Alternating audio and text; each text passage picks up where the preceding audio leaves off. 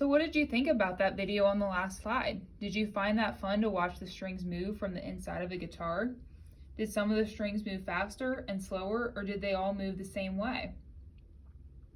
Thank you for sharing.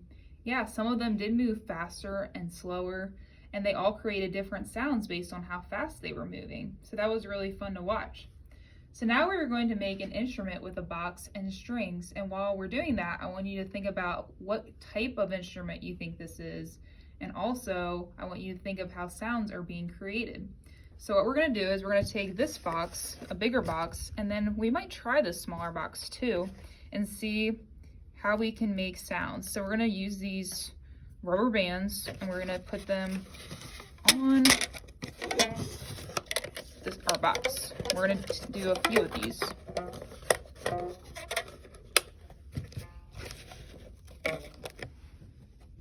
So we'll probably put 3 or 4 on here.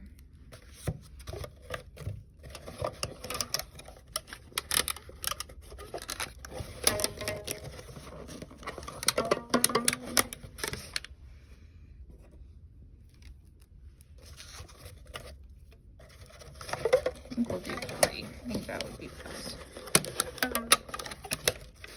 Okay, so we're gonna pluck them. Some of them sound a little bit out of tune.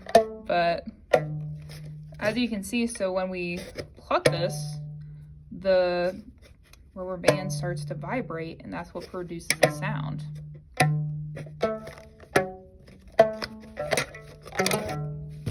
So then we're gonna try the little box. We'll see how this works. We're gonna have to double it up because it is smaller, the rubber bands. I think we'll just put 2 on the small one here.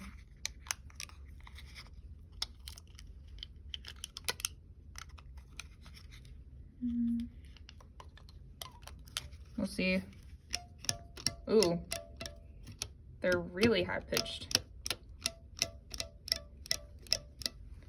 Okay, so now that we've done this experiment, I want us to go back to those questions. So we already answered the one about how the sounds were created. It was through the vibrating of the rubber band.